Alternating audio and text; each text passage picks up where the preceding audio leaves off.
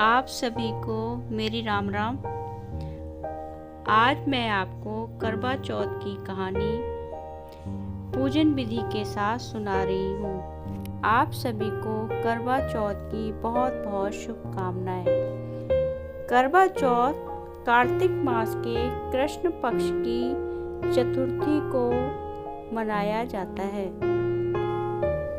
सुहागिनें पति की लंबे जीवन की कामना करती हुई यह व्रत निर्जला रखती हैं। सुहागिनों को इस दिन निर्जला व्रत रखते हुए शुद्ध मन से पूजा पाठ करते हुए अपने मन को प्रसन्न रखते हुए यह व्रत रखना चाहिए। रात्रि को चंद्रमा निकलने पर चंद्रमा को अर्घ्य देकर पति से और घर के बड़े बूढ़ों से आशीर्वाद लेकर भोजन ग्रहण करना चाहिए। करवा चौथ के पूजन की विधि। करवा चौथ के दिन सभी सुहागिनें व्रत रखें और एक पट्टे पर जल से भरा लोटा रखें। मिट्टी के एक करवे में या चीनी के करवे में गेहूं और ढक्कन में चीनी व सामर्थ्य अनुसार पैसे रखें। रोली, चावल, गुड़ आदि से श्री गणेश की पूजा करें। रोली से करवे पर स्वास्तिक बनाएं और पूजा की बिंदी लगाकर स्वयं भी बिंदी लगाएं और गेहूं के कुछ दाने दाएं हाथ में लेकर कथा सुने। कथा सुनने के बाद अपनी सासू जी के पैर छूकर श्रद्धानुसार उनको कपड़े और नेक देकर उनको करवा दें।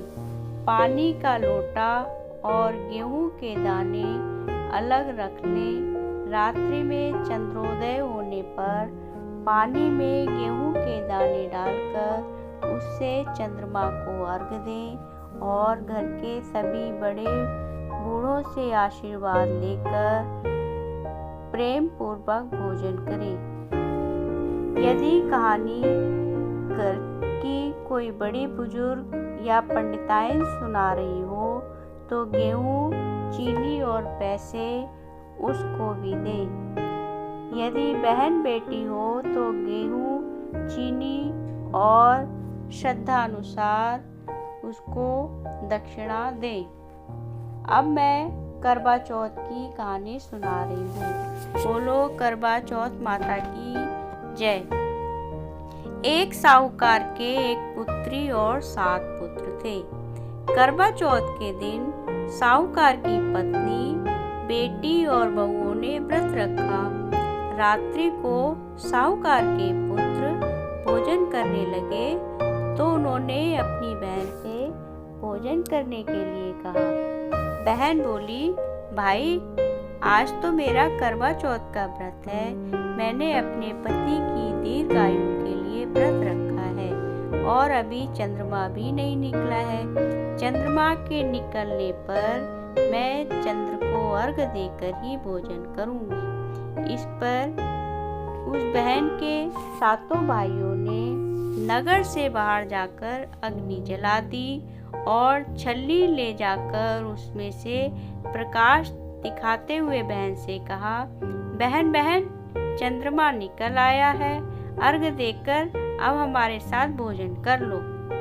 बहन ने अपने भाइयों की बात सुनकर अपने भाभियों को भी बुलाया और कहा कि भाभी चंद्रमा निकल आया है, चलो अर्घ्य देकर भोजन ग्रहण करें। तो उसकी भाभियां बोली, बहन जी तुम्हारा ही चंद्रमा निकला होगा, तुम ही चंद्रमा को अर्घ्य दे लो। किंतु वे अपने पतियों की शरारतों को जानती थी। उन्होंने कहा, भाई जी अभी चंद्रमा नहीं निकला है, तुम्हारे भाई चालाकी करते हुए अग्नि का प्रकाश तुमको दिखा रहे हैं, पर तुम अगर चाहती हो तो तुम ही चंद्रमा को अर्घ दो, हमारा चंद्रमा तो रात में निकलेगा।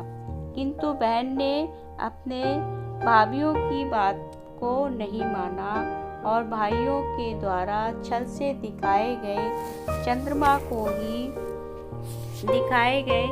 प्रकाश को ही चंद्रमा समझकर अर्घ देकर भोजन कर लिया।